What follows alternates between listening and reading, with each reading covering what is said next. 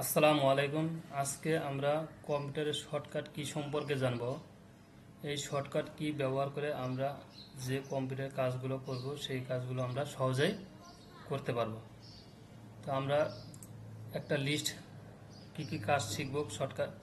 তো আমরা কি শর্টকাটগুলো আজকে শিখব সেই শর্টকাটের একটা আমি লিস্ট তৈরি করেছি। এই লিস্ট অনুযায়ী আজকে আমরা কাজগুলো শিখব।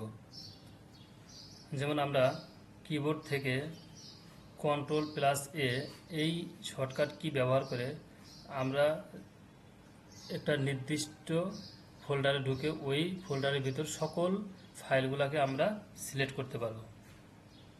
এখানে এই শর্টকাট কিগুলো আমরা আজকে ব্যবহার শিখব। এরপর আমরা যদি মাউসের বাম বাটনে ক্লিক করি সেক্ষেত্রে আমরা ওই ফোল্ডারের ভিতরে আমাদের ইচ্ছা অনুযায়ী অনেকগুলো ফাইল সিলেক্ট করে নিতে পারবো।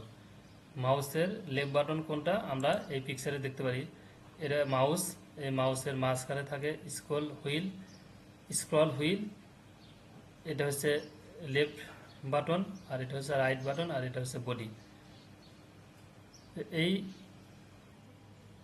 এখন আমরা এই শর্টকাট কিগুলোর প্র্যাকটিক্যাল ব্যবহার দেখব, তাহলে আমরা আরও ভালোভাবে বুঝতে পারবো। আমি এই ফাইলটা মিনিমাইজ করে দিলাম। এরপরে আমরা কম্পিউটার থেকে একটা কিবোর্ড ওয়ান স্ক্রিন কিবোর্ডটা আমরা ওপেন করলাম। এই ওয়ান স্ক্রিন কিবোর্ডটা ওপেন করে রাখলাম। এখানে দিস পিসি আইকনের উপর মাউস কার্সর রেখে মাউসের বাম বাটনে ডাবল ক্লিক করলাম। এরপরে আমরা যে ড্রাইভে কাজ করবে সেই ড্রাইভটা ওপেন করলাম। এখন আমরা প্রথম শর্টকাট কিটা সম্পর্কে জানব। এখানে বলা আছে যে যদি আমরা কিবোর্ড থেকে Ctrl+A প্রেস করি সেক্ষেত্রে আমরা আমাদের এই ড্রাইভের ভিতরে যতগুলো ফোল্ডার অথবা ফাইল আছে সবগুলো সিলেক্ট হয়ে যাবে। তাহলে আমরা কি করব, এই শর্টকাট কিটার ব্যবহার এখন দেখব। আমরা যে কোনো একটা ফাইল সিলেক্ট করলাম। এখান থেকে আমি একটা যে কোনো ফাইল সিলেক্ট করলাম। এরপরে কিবোর্ড থেকে কন্ট্রোল চেপে রেখে যখন আমরা এই চাপ দেব তখন আমাদের সবগুলো ফাইল সিলেক্ট হলো। এখন আমি এই সবগুলো ফাইল সিলেক্ট করে আমি কপি করতে পারি, কাট করে অন্য কোনো জায়গায় নিয়ে যেতে পারি। এই সম্পর্কে অলরেডি আগে আমরা জেনেছি। দ্বিতীয় শর্টকাট কি হচ্ছে Ctrl+ মাউসের বাম বাটন ক্লিক করলে আমরা কি করতে পারি, যে সাপোজ আমার এখানে অনেকগুলো ফোল্ডার আছে অথবা ফাইল আছে, এখান থেকে আমার দুইটা ফোল্ডার দরকার।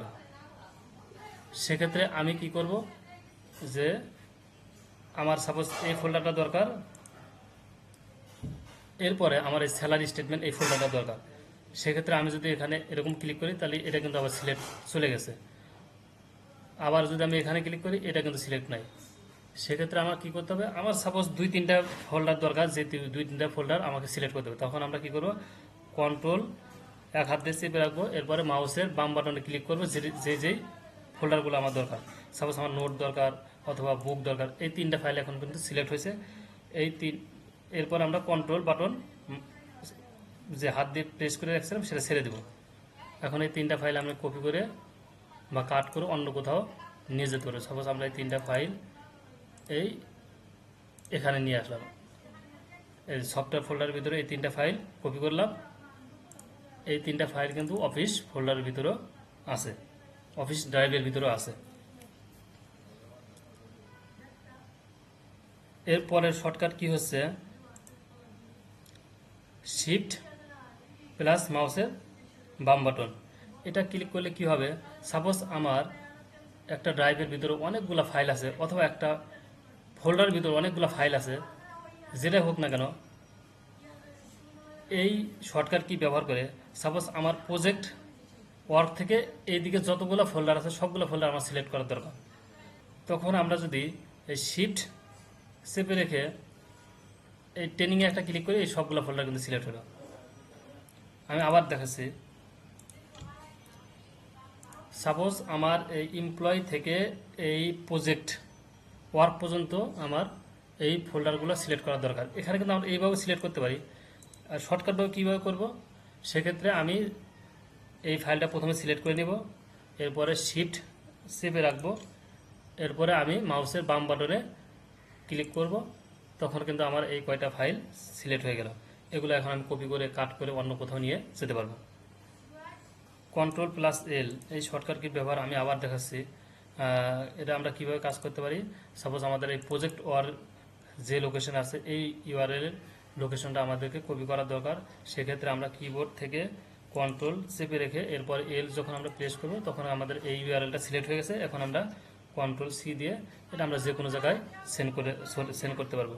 আমরা যদি এটা হোয়াটসঅ্যাপে সেন্ড করতে চাই, কোনো একটা কাউকে পাঠাতে চাই, তাহলে আমরা কিন্তু এখানে পেস্ট করে দিলে এই লোকেশনটা চলে যাবে। অথবা আমাদের কোনো একটা কাজের যদি দরকার হয়, সেক্ষেত্রে আমরা এভাবে এই ইউআরএল এর লোকেশনগুলো আমরা সিলেক্ট করে নিতে পারবো। এটা অনেক সময় কাজে লাগে। এরপরের শর্টকাট কি হচ্ছে Windows+L, মানে এটার মানে হচ্ছে কম্পিউটারকে সাময়িকভাবে লক করে রাখা। সাপোজ আমি একটা কোনো কাজ করতেছি, কাজ করার মাঝে হয়তো আমাকে কোথাও যেতে হচ্ছে, কম্পিউটারটা অন থাকা অবস্থায় আমাকে কোথাও যেতে হচ্ছে, সেক্ষেত্রে আমি এই কম্পিউটারটাকে লক করে অন্য কোথাও যাব, কারণ আমার এখানে অনেক গুরুত্বপূর্ণ ডকুমেন্ট আছে, এগুলো হয়তোবা অন্য কেউ নিয়েও যেতে পারে। সেক্ষেত্রে আমি কি করব, এই উইন্ডোজ কিবোর্ড থেকে উইন্ডোজটাকে চেপে রেখে এরপরে যখন আমরা এল প্রেস করব, তখন কিন্তু এই যে আমাদের কম্পিউটারটা লক হয়ে গেছে। এরপরে আমাদের কাজ শেষ করে যখন আবার কম্পিউটার কাজ করার জন্য আসবো, সেক্ষেত্রে আমরা এটা কিন্তু আবার পাসওয়ার্ড চাচ্ছে, যখন আমরা পাসওয়ার্ড দিয়ে আবার ঢুকবো, তখন কিন্তু আমরা আমাদের সেই যেখানে আমরা রেখে গিয়েছিলাম সেই অবস্থায় কম্পিউটারটা আছে। এটা অনেক গুরুত্বপূর্ণ একটা শর্টকাট কি। এটা যারা অনেক সিকিউরিটি কাজ করেন, সেক্ষেত্রে তাদের কম্পিউটারটা লক করে রাখতে হয়। Alt+Tab এই শর্টকাট কি ব্যবহার করে আমরা যে অ্যাপ্লিকেশনগুলো ওপেন করে রেখেছি, সেগুলোকে আমরা সুইচ করতে পারবো, মানে এক অ্যাপ্লিকেশন থেকে অন্য অ্যাপ্লিকেশন আমরা সহজে যেতে পারবো। যেমন আমি Alt কিবোর্ড থেকে সিলেক্ট করে নিলাম, এরপরে আমি ট্যাব প্রেস করলে এই অ্যাপ্লিকেশনগুলো আমার সুইচ করতে পারবো। এখন এই অ্যাপ্লিকেশনটা সিলেক্ট আছে, এখানে আমাদের চলে আসলো।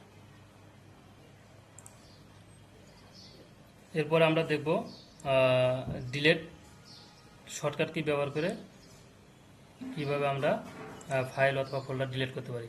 তাহলে সাপোজ আমরা যে ফাইল অথবা ফোল্ডার ডিলিট করব, প্রথমে আমাদেরকে সেই ড্রাইভ অথবা ফোল্ডারের দিকে যেতে হবে। সাপোজ আমরা এটা ডিলিট করব, নোট ফাইলটা ডিলিট করব, তাহলে কিবোর্ড থেকে কন্ট্রোল চেপে রাখলাম, এরপরে নোট সিলেক্ট করলাম, এরপরে আমরা স্যালারি স্টেটমেন্ট, এই তিনটা ফাইল ডিলিট করব। এখন ভুলক্রমে যদি আমাদের এই ওরাকল ফাইলটা সিলেক্ট হয়ে যায়, এটা আমরা ডিলিট করতে চাই না, এটাও যদি সিলেক্ট হয়ে যায়, সেক্ষেত্রে এটা আবার যদি একটা ক্লিক করি কন্ট্রোল চেপে রাখা অবস্থায়, তাহলে এটা আনসিলেক্ট হয়ে যাবে। এখন আমরা যখন সিলেক্ট শেষ হয়ে যাবে, তখন আমরা কিবোর্ড থেকে কন্ট্রোল বাটনটা ছেড়ে দেব। এরপরে আমরা এই ডিলিট অপশনে ক্লিক করলে এই ফাইলগুলো ডিলিট হয়ে গেছে। এখন এই ডিলিট ফোল্ডারগুলো আমরা কোথায় দেখতে পাবো, ডেস্কটপ থেকে এই রিসাইকেল বিন একটা আইকন আছে, এখানে ক্লিক করলে এই ফোল্ডারগুলো দেখতে পারবো। তো এখানে যদি আমাদের ভুলক্রমে কোনো একটা ফোল্ডার অথবা ফাইল ডিলিট হয়ে যায়, সেক্ষেত্রে আমরা এখান থেকে মাউসের ডান বাটনে ক্লিক করে এই ফোল্ডারটাকে আমরা আবার রিস্টোর করে ওই ড্রাইভের মধ্যে নিয়ে যেতে পারবো। এখন যদি আমরা দেখি এই ফোল্ডারটা কিন্তু আবার এই সফটওয়্যার ড্রাইভের মধ্যে এই যে নোট নামে এই ফোল্ডারটা রিস্টোর হয়ে গেছে। এরপরে আমরা দেখব shift plus delete shortcut key ব্যবহার করে আমরা কোনো একটা ফাইল অথবা ফোল্ডারকে পার্মানেন্ট ডিলিট করতে পারবো। আমরা একটা এক্সাম্পল দেখি, তাহলে আমাদের সুবিধা হবে।